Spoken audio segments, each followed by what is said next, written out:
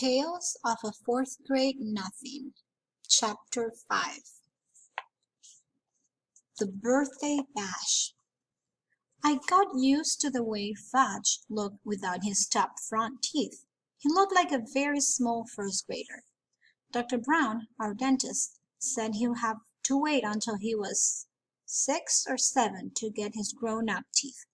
I started calling him Fang because when he smiles, all you can see are the top 2 side teeth next to the big space. So it looks like he has fangs. My mother didn't like that. I want you to stop calling him Fang, she told me. What should I call him? I asked. Farley Drexel? Just plain Fudge will be fine, my mother said. What's wrong with Farley Drexel? I asked. How come you name him that if you don't like it? I like it fine, my mother said. But right now, we call him Fudge, not Farley, not Drexel, and not Fang. What's wrong with Fang? I asked. I think it sounds neat. Fang is an insult. Oh, come on, Mom. He doesn't even know what a fang is. But I know, Peter, and I don't like it. Okay.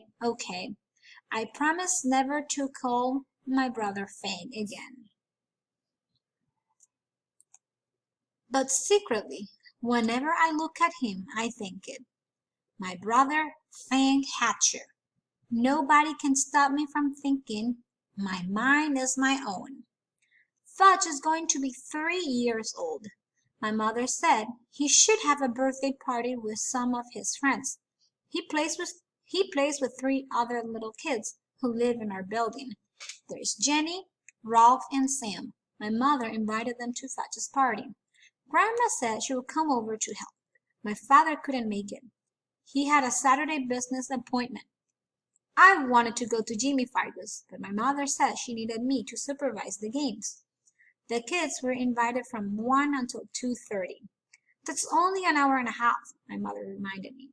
That's not so bad, is it, Peter? I don't know yet, I told her. Ask me later.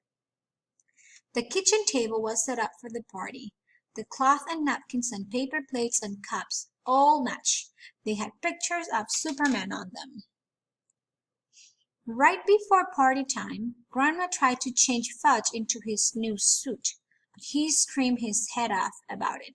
No suit! No suit! No. My mother tried to reason with him. It is your birthday, Fudgy. All your friends are coming. You want to look like a big boy, don't you? While she was talking to him, she managed to get him into his shirt and pants, but he wouldn't let her put on his shoes. He kicked and carried on until my mother and grandmother were both black and blue. Finally, they decided as long as he was in his suit, his feet didn't matter. So he wore his old bedroom slippers. Ralph arrived first. He's really fat, and he isn't even 4 years old. He doesn't say much either. He grunts and grabs a lot. Usually his mouth is stuffed full of something. So the first thing Ralph did was wander into the kitchen. He looked around for something to eat. Grandma was guarding the place. She kept telling him no, must wait until the other children come. Jenny arrived next. She was wearing little white gloves and party shoes. She even carried a pocketbook. Besides that, she had only dirty jeans on and an old sweater. Her mother apologized for her clothes, but said she couldn't do anything with Jenny lately, especially since she had taken to biting. What does she bite? I asked, thinking about furniture or toys or stuff like that. She bites people, Jenny's mother said, but you don't have to worry about it unless her teeth go through the skin. Otherwise, it is perfectly safe. I thought, poor old Fudge. He can't even bite back since he hasn't got any top front teeth. I looked at Jenny. She seemed so innocent. It was hard to believe she was a vampire. Sam came last. He carried a big present for Fudge, but he wasn't crying. It is just a stage he's going through. his mother explained. Everything scares him, especially birthday parties. But he will be fine. Won't you, Sam? Sam grabbed onto his mother's leg and screamed, "Take me home! Take me home!" Somehow, Sam's mother untangled herself from Sam's grip and left. So at 5 after 1, we were ready to begin. We had an eater, a biter, and a crier. I thought that 2:30 would never come. I also thought my mother was slightly crazy for dreaming up the party in the first place. "Doesn't Fudge have any formal friends?" I whispered.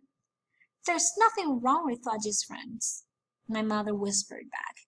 "Small children are like that." Grandma got them seated around the kitchen table. She put a party hat on each kid's head. Sam screamed, "Get it off! Get it off!" But the others wore their hats and didn't complain. My mother snapped a picture of them with her new camera. Then Grandma turned off the lights and my mother lit the candles on Fudge's cake. It had chocolate frosting and big yellow roses. I led the singing of the happy birthday song. My mother carried the cake across the kitchen to the party table and set it up in front of Fudge. Sam cried, "Too dark! Too dark!" So Grandma had to turn on the kitchen lights before Fudge blew out his candles. When he was finished blowing, he reached out and grabbed a rose off his cake. He shoved it into his mouth. "Oh, Fudge," my mother said, "look at what you did." But Grandma said, "It is his birthday. He can do whatever he wants." So Fudge reached over and grabbed a second rose.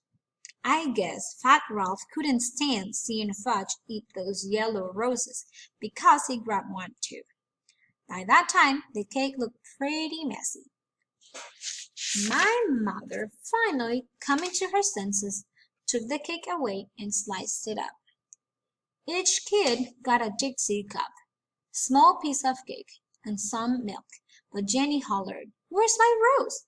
Want one too," because her slice of birthday cake didn't happen to have one. My mother explained that the roses were only decorations and there weren't enough to go around.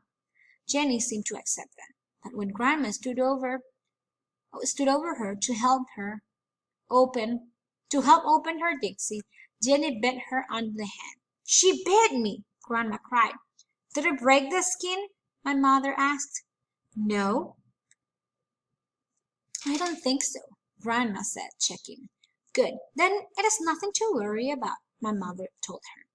Grandma went into the bathroom to put some medicine on it anyway. She wasn't taking any chances. Ralph was the first one to finish his food. "More, more, more," he sang, holding up his empty plate. "I don't think you should give him any more," I whispered to my mother. "Look how fat he is now." "Oh, Peter, this is a party. Let him eat whatever he wants."